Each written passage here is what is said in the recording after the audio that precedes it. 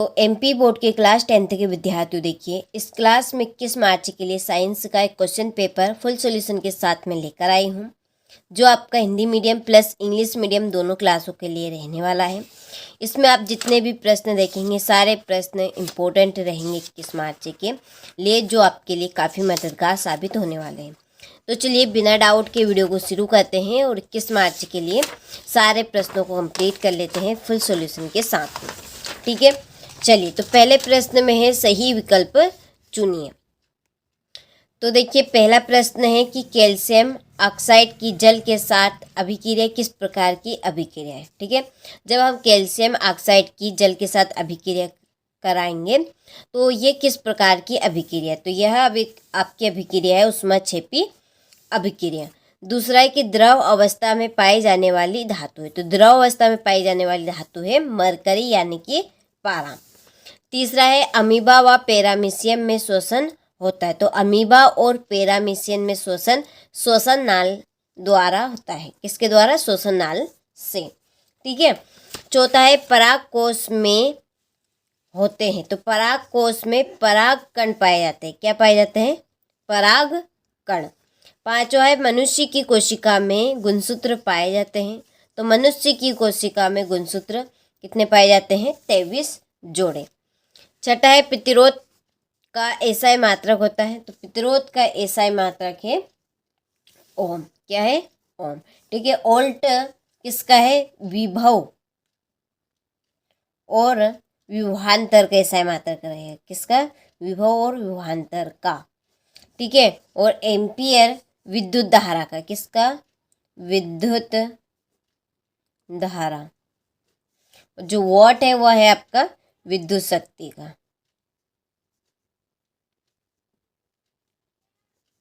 ठीक है, चलिए इसके बाद में choose the correct option English medium वालों के लिए। तो पहले का आपका ए, दूसरे का ए, तीसरे का डी, चौथे का डी, पांचवे का ए और छठे का बी। ठीक है, चलिए इसके बाद में रिक्त स्थानों की पूर्ति कीजिए। पहला है कि वे अभिक्रियाएं जिनमें अभिकारकों के बीच आयनों का आदान प्रदान होता है खालिस्तान अभिक्रिया कहलाती है। तो वो कौन सी आपकी अभिक्रिया है जिसमें अभिकारकों के बीच आयनों का आदान प्रदान होता है? तो वह है आपकी द्विविस्थापन अभिक्रिया। कौन सी? द्विविस्थापन। दूसरा है सिरके में खालिस्तान अम्ल उपस्थित होता है, तो सिरके में एसिटिक अम्ल उपस्थित होता है। कौन सा? एसिटिक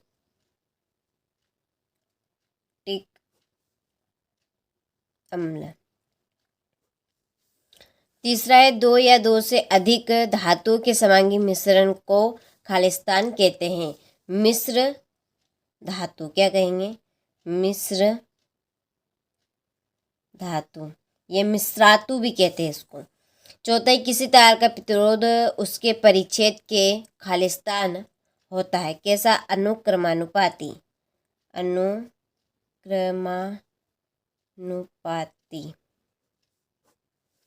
ठीक है, पांचवा है ओजोन के अणु ऑक्सीजन के खालिस्तान परमाणुओं से मिलकर बनते हैं, तो 3। ठीक है, इसका आंसर क्या रहेगा?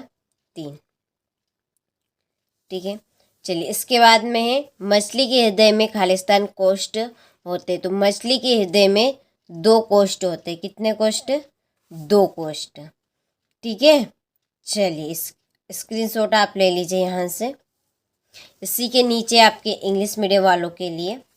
ठीक है, तो यहाँ से आप स्क्रीनशॉट ले अच्छे से। तो चलिए अब बढ़ते हैं अगले प्रश्न की ओर। सत्य असत्य लिखिए। पहला प्रश्न है कि कार्बन विद्युत संयोजी बंध बनाता है, तो असत्य है ये। ठीक है, असत्य रहेगा। दूसरा है कि लाल एवं सफ़ेद पुष्प के संक्रमण से F2 पीढ़ी में सभी पुष्प लाल रंग के होते हैं, तो ये आपका असत्य है। तीसरा है मानव नेत्र में वस्तु का प्रतिबिंब रेटिना पर बनता है, ये आपका सत्य है। चौथा है कि 2 चुंबकीय क्षेत्र रेखा एक दूसरे को प्रतिच्छेद करती है, तो ये आपका असत्य है। पांचवा कि वे पदार्थ जो जैविक प्रक्रम द्वारा अपघटित हो जाते हैं अजैव निम्नीकरण कहलाते हैं, तो ये आपका असत्य है।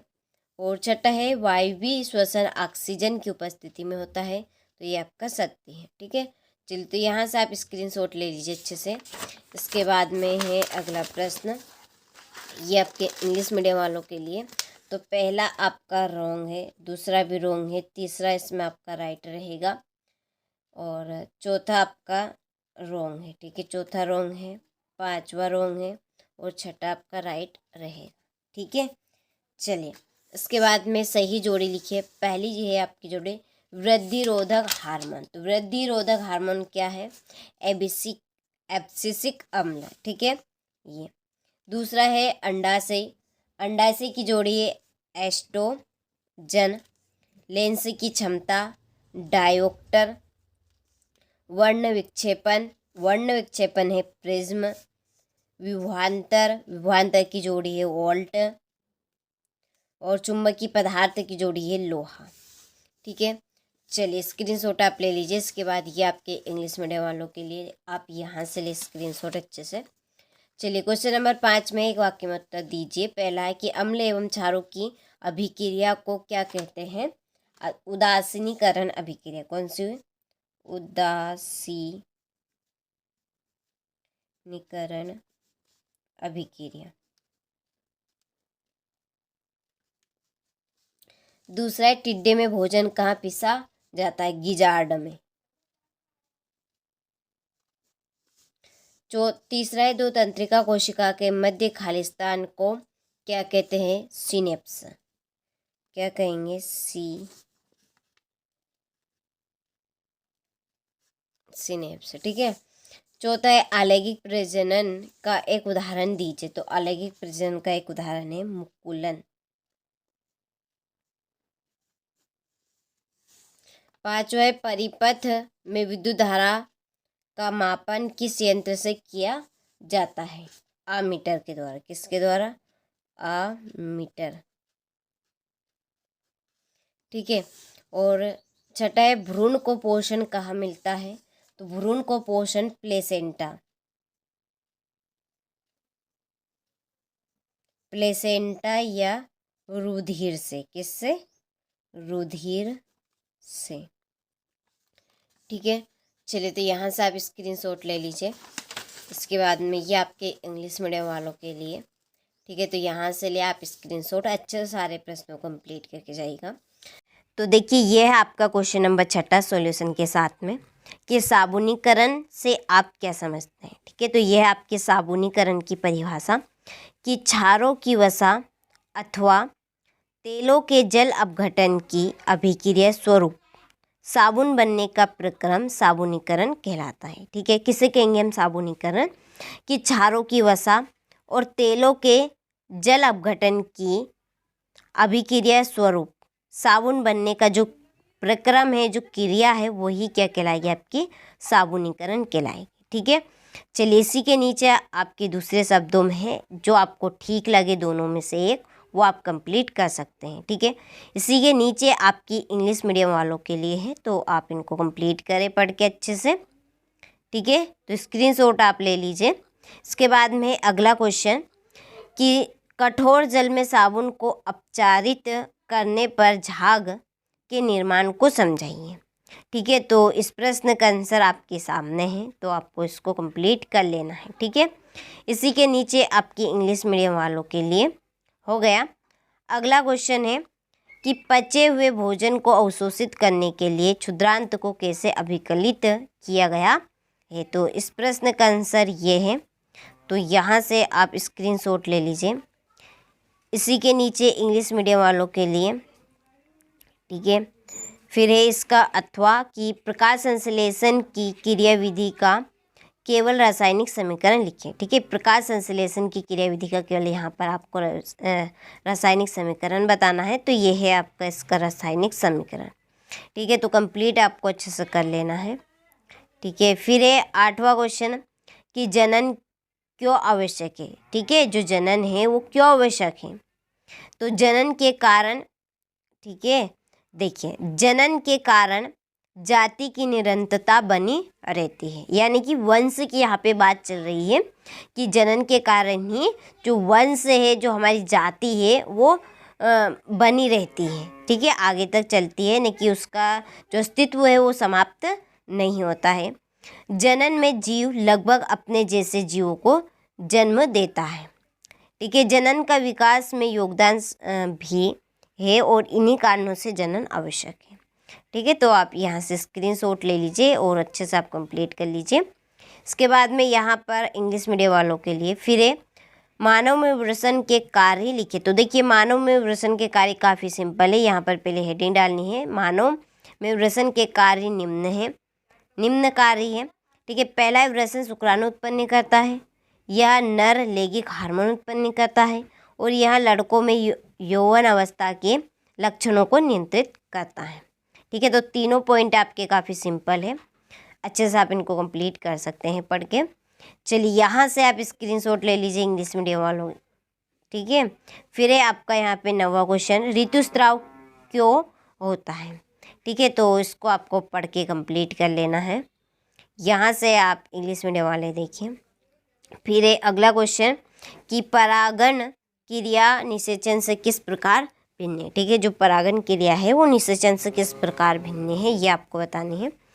तो यहाँ पर देखिए कि आपको ठीक है, तो चलिए आपको यहाँ पे पढ़ लेना, ज़्यादा टाइम वेस्ट नहीं करना चाहती, इसलिए यहाँ पर मैं आपको कुछ क्वेश्चन पढ़ के बता रही हूँ, कुछ नहीं भी पढ़ के बता रही हूँ, ताकि आप सभी का ज़्यादा समय व्यर्थ ना हो, ठीक है। फिर मेंडल का प्रभाविता का नियम समझाइए, ठीक है। मेंडल का प्रभाविता का नियम काफ़ी सिंपल रहने वाला है, इसको कंप्लीट करके ज़रूर जाइएगा। कि इस नियम के अनुसार जब विपरीत लक्षणों के जोड़े को ध्यान में रखकर क्रॉस कराया जाता है तो पहली पीढ़ी में केवल प्रभावी लक्षण ही दिखाई देते हैं, ठीक है। प्रभावी गुण या लक्षण एक ही आपके तो वही हमें दिखाई देते हैं, ठीक है। इस नियम के अनुसार क्या है कि जब हम विपरीत लक्षणों के जोड़े को ध्यान में रखकर क्रॉस कराते हैं तो पहली पीढ़ी में केवल हमें प्रभावी लक्षण, जो प्रभावी गुण है वही दिखाई देते हैं, ठीक है। चलिए तो ले लीजिए स्क्रीनशॉट। इसके बाद में ये आपके इंग्लिश मीडियम वालों के लिए, ठीक है। यहाँ पर ये आपका इसी का चित्र है, ठीक है। यहाँ पर देखिए हमें इस नियम से सारे जो पौधे हैं वो हमें लंबे ही प्राप्त हुए हैं, ठीक है। चलिए तो इस तरह से आपको साफ सुथरा यहाँ पे चित्र बनाना है। इसके बाद में है कि मानव में लिंग निर्धारण कैसे होता है, ठीक है। मानव में लिंग निर्धारण कैसे होते हैं, तो यहाँ से आप स्क्रीनशॉट ले लीजिए इस प्रश्न के आंसर का। ये आपका इंग्लिश मीडियम वालों के लिए, ठीक है। चलिए यहाँ पर इसी का ये आपका चित्र है, तो इस तरह से आपको चित्र बनाना है, ठीक है। चलिए एक बार मैं यहाँ पे आपको बताते कि यहाँ पर आपका 44 + XY नर का है, 44 + XY मादा का है, ठीक है। हम यहाँ पर दोनों गेमेट को क्या करेंगे, अलग अलग करेंगे, एक साइड X, एक साइड आपका Y। इसमें तो दोनों ही आपके गेमेट X हैं, ठीक है। यहाँ पर हम पहले X का क्रॉस किसके साथ कराएंगे, इस X के साथ कराएंगे। तो जब X होगा तो जो संतान होगी वो पुत्री होगी, ठीक है, पुत्री यानी कि लड़की। और जब X और Y होगा तो क्या होगा, पुत्र यानी कि लड़का, ठीक है। तो हमने इस X का जब इस X के साथ क्रॉस कराए तो हमें XX प्राप्त हुए यानी कि पुत्री। और जब इस X का हम, ठीक है, इस X का हम इस X के साथ कराएंगे तो भी हमें XX प्राप्त होगा, तो पुत्री प्राप्त होगी। जब इस Y का हम इस X के साथ कराएंगे तो क्या होगा, XY बनेगा, क्या बनेगा, XY, जो कि पुत्र रहेगा, ठीक है। और जब हम इस Y का इस X के साथ कराएंगे तो भी हमें पुत्र ही प्राप्त होगा, ठीक है। आ गया। तो इस तरह से आपको यहाँ पर चित्र बना लेना है। चलिए अगला क्वेश्चन यहाँ से आप स्क्रीनशॉट ले लीजिए इस प्रश्न के आंसर का, ठीक है। फिर यहाँ से ले आप स्क्रीनशॉट अच्छे से कंप्लीट करें। फिर किसी लेंस की एक डायोप्टर क्षमता को परिभाषित कीजिए, ठीक है। चलिए इसी के नीचे इंग्लिश मीडियम वालों के लिए फिर अपवर्तन के नियम लिखिए। तो अपवर्तन के नियम काफ़ी सिंपल है कि आपतित, ठीक है, आपतित किरण, परावर्तित किरण एवं आपतन बिंदु पर अभिलंब तीनों एक ही तल पर स्थित होते हैं, ठीक है। दूसरा पॉइंट है कि एक ही रंग के प्रकाश की किरणें किन्हीं दो माध्यम के सीमा पृष्ठ पर पड़ती है तो आपतन कोण की जा यानी साइन आई तथा परावर्तन कोण की जा साइन आर का अनुपात एक नियतांक होता है। ठीक है, तो दो यहाँ पर पॉइंट है आपके अपवर्तन के नियम के, तो स्क्रीनशॉट आप ले लीजिए, यहाँ से आप इंग्लिश मीडियम वाले लें। फिर ये व्याख्या कीजिए कि ग्रह क्यों नहीं टिमटिमाते हैं। ठीक है, चलिए तो आप स्क्रीनशॉट ले यहाँ से अच्छे से, यहाँ से आप इंग्लिश मीडियम वाले। फिर ये मानव नेत्र का नामांकित चित्र, तो ये काफ़ी सिंपल है, स्क्रीनशॉट आप ले लीजिए। फिर विभव और विभवांतर में अंतर। ठीक है, चलिए हो गया। फिर निम्न अवयव के आपके प्रतीक चिन्ह बनाने हैं, ये यहाँ पर बने भी है। ठीक है, नाम लिखिए, एक तरफ चित्र बने हैं आपके प्रतीक। चलिए यहाँ से स्क्रीनशॉट आप ले लीजिए। प्लास्टर ऑफ पेरिस को आंध्र रोधी बर्तन में क्यों रखा जाना चाहिए?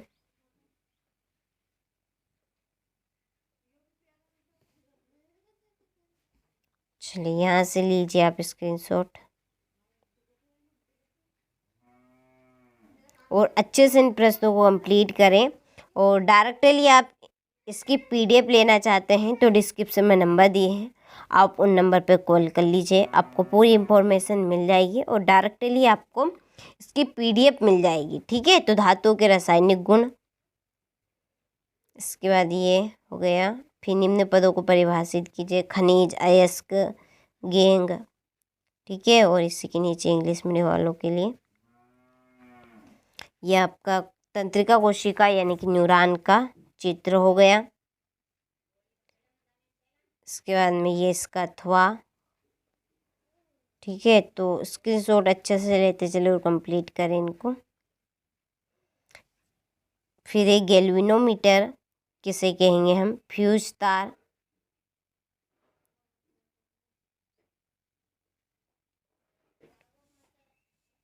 चलिए यहाँ से ले लीजिए और अच्छे से आप कंप्लीट करके जाइए इनको। ये प्रश्न आपको अच्छे अंक दिलवाने में आपकी पूरी मदद करेंगे और इन्हीं क्वेश्चनों में से आपको क्वेश्चन देखने को मिलेंगे। ठीक है, ये मानव सृजन तंत्र का चित्र हो गया आपका। जाइलम और फ्लोएम में अंतर हो गया। ये आपका लास्ट आखिरी क्वेश्चन है। ठीक है,